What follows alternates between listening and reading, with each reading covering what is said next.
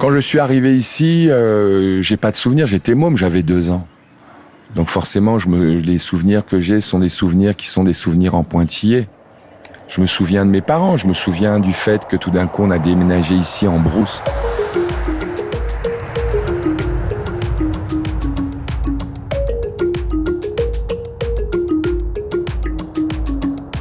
Salut à tous, là nous sommes à Etoudi, qui est le cœur du village, et dans le lieu dit Village Noah.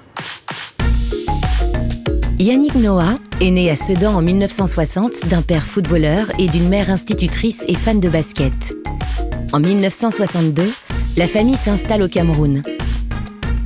Bienvenue dans le podcast Yannick Noah entre vous et moi. Entre vous et moi.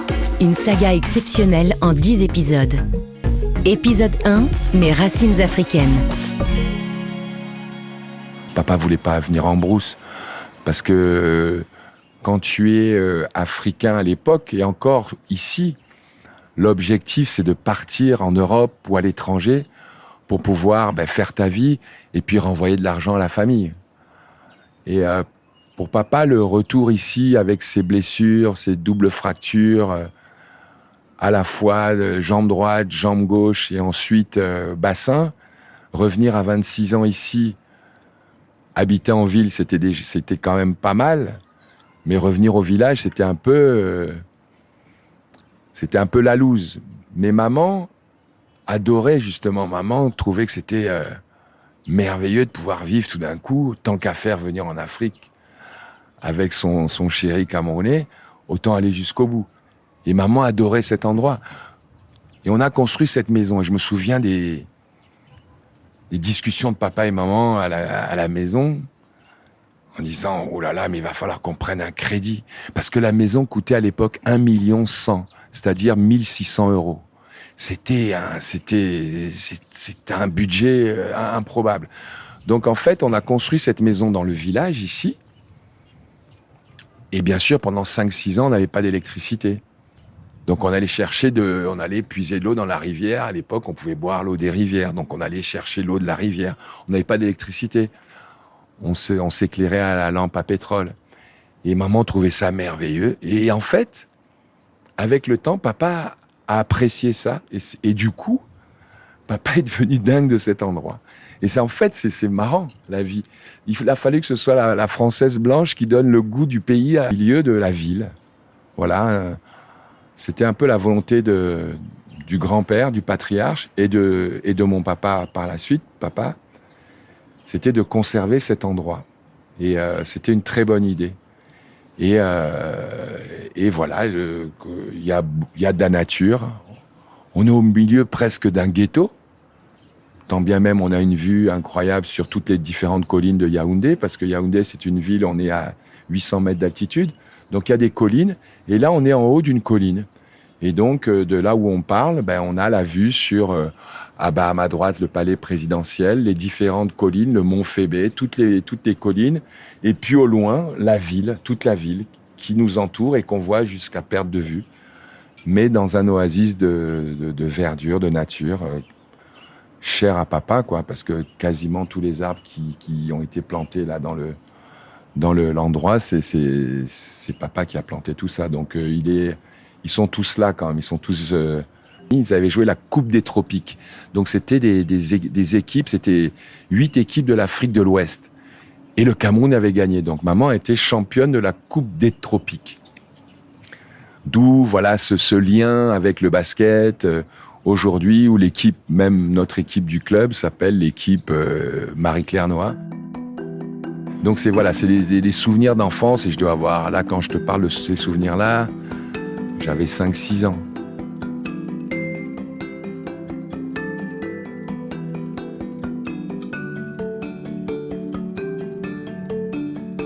Papa avait été un bon joueur de football.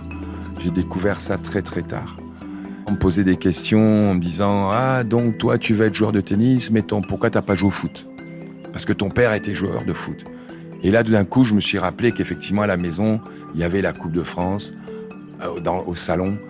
qu'il y avait des photos de papa à Sedan et là tout d'un coup ça résonnait en moi, ça a eu un sens. Là j'ai réalisé qu'en fait oui, en fait c'est à Sedan qu'ils se sont rencontrés, c'est à Sedan, c'est grâce au foot que papa a rencontré maman. Et donc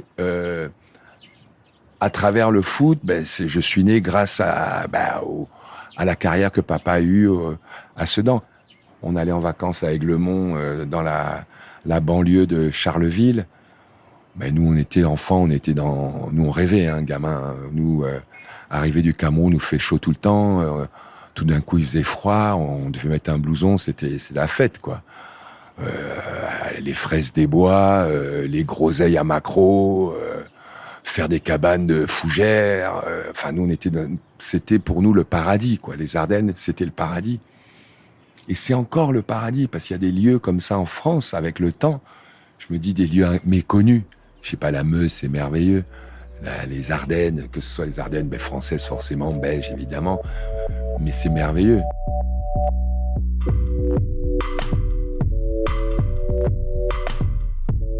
Ma grand-mère, que je n'ai jamais connue, est belge. J'ai découvert ça assez récemment. Donc j'ai du sang belge aussi. Mais tout ça du côté des Ardennes. Donc ça crée un lien comme ça. Et c'est vrai que la Meuse, je la vois différemment. Je te parle pas de la bière de la Meuse, bien sûr, que j'adore, qui est la meilleure du monde.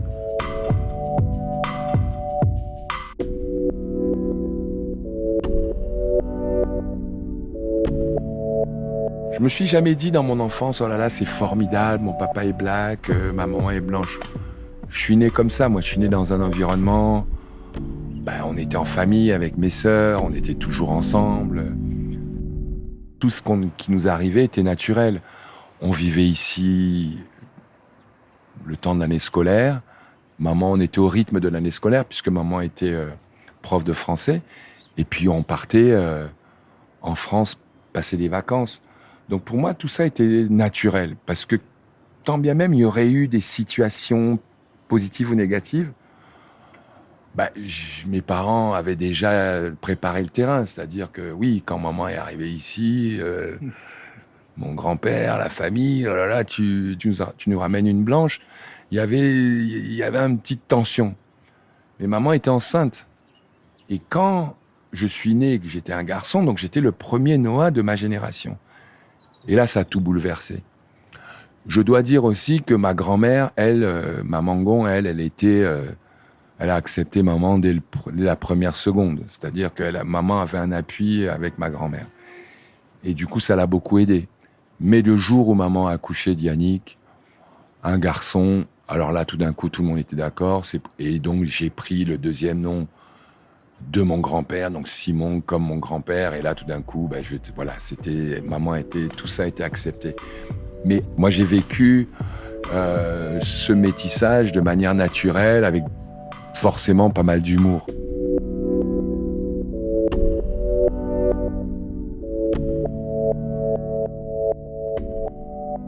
J'avais la chance d'avoir ma chambre. Mes sœurs avaient une chambre à deux. Et moi, j'avais une chambre, c'était une maison comme ça en long, et ma chambre était au bout de la maison. Maintenant, cette chambre, c'est une classe dans l'école. Mais ma chambre, c'était... je me souviens que j'avais des photos déchirées de tennis de France, de joueurs de tennis. Et que autour de mon lit. Parce qu'il y avait un endroit où il n'y avait pas de fenêtre. Et là, je jouais au tennis, je faisais du mur, même dans ma chambre. Je faisais des volées. Le seul problème, donc ça m'a coûté quelques raclées. Enfin, une en fait. Et j'ai arrêté après. Parce qu'en fait, ici, la terre est rouge. Et quand tu as une balle avec la terre rouge sur des murs blancs, tu imagines bien qu'il y avait des traces. Et ça n'a pas vraiment plu à mes parents, quoi. Parce qu'une fois, ils ont fait la peinture. J'ai attendu un petit moment après ma première rouste. Et la deuxième, parce que c'était plus fort que moi, je me disais peut-être avec une balle plus propre. Et puis forcément, à un moment, il y avait encore des traces. Donc ma chambre, c'était ça. Il y avait des traces de balles, des posters, jusqu'au moment où il y a eu mon poster d'Arthur H. En 1971, quand j'avais 11 ans. Vous venez d'écouter Yannick Noah entre vous et moi. Un témoignage exceptionnel recueilli par Jacques Vendroux au Cameroun pour Europe 1. Dans l'épisode suivant... Et là, je commence à taper, je joue avec Arthur H. 1 balle, 2 balles, il me fait 4 coups droits, et puis il met une balle sur le revers, puis je tape le revers, et puis à un moment, il fait une balle courte, je monte au filet, il me donne la balle, et puis je fais le point, et là, il y a une espèce d'effervescence, des cris, « Hey, notre petit !» Et Arthur, il est heureux. Yannick Noah, entre vous et moi. Entre vous et moi. Production Europe 1 Studio, Sébastien Guyot. Réalisation et direction artistique, Xavier Joly. Pour découvrir la suite, vous pouvez vous abonner gratuitement et glisser un maximum d'étoiles sur votre plateforme préférée.